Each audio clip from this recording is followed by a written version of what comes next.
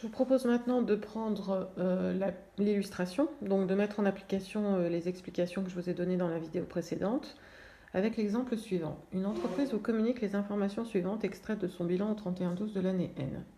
Donc on vous communique le montant des disponibilités au 31/12 de l'année N. Le montant des disponibilités au 31/12 de l'année N correspond à la trésorerie initiale du 1er janvier N plus 1. Puisque c'est la trésorerie finale de l'année N. On va donc démarrer janvier N plus 1 avec cette trésorerie de 5 290 €. On nous donne trois autres informations extraites du bilan. Alors, dans ce bilan fin N, il y avait des créances clients. On encaissera le montant de ces créances en janvier N plus 1. Des dettes fournisseurs. On réglera les fournisseurs en janvier N plus 1. Et une TVA à décaisser, celle du mois de décembre, qui ne sera réglée que en janvier N plus 1. Je vous rappelle que la TVA est décaissée le mois suivant sa déclaration. Enfin, le mois suivant, le mois pour lequel elle a été déclarée. Alors, on vous demande de présenter les budgets pour le premier semestre N plus 1. Pour le premier semestre N plus 1, donc pour les mois de janvier à juin de l'année N plus 1. On va respecter scrupuleusement les étapes que je vous ai expliquées précédemment. 1. Vous allez compléter le budget des ventes. J'ai bien dit des ventes.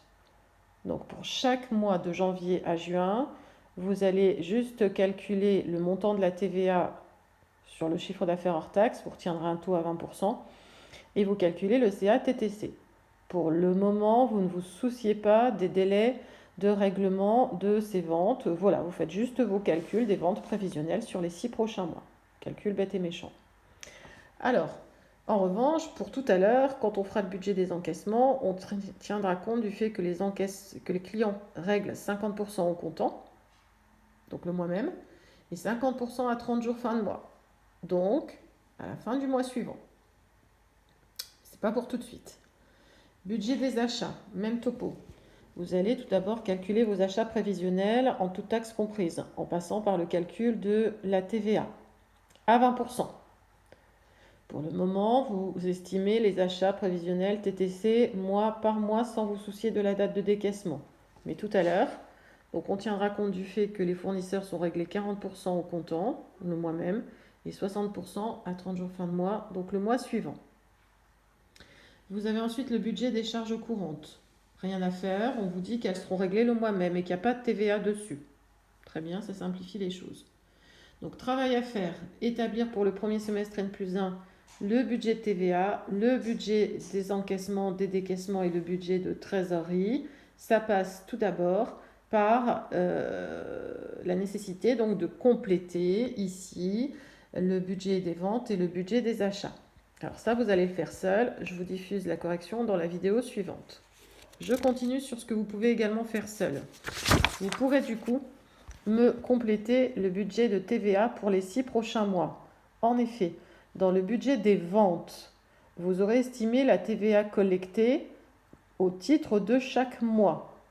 Dans le budget des achats, vous aurez calculé la TVA déductible au titre de chaque mois. Ce n'est qu'un travail de recopiage.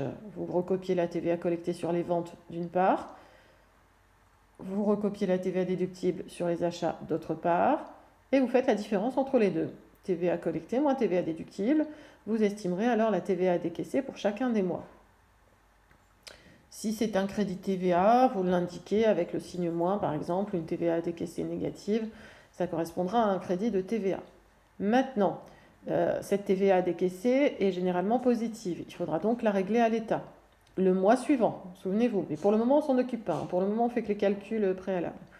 Que dire d'autre? Si c'est un crédit de TVA, vous vous souvenez, on le déduira sur le mois d'après. Allez, à vos calculatrices, vous me faites le budget des ventes, le budget des achats, le budget de TVA. Je vous retrouve dans la vidéo suivante.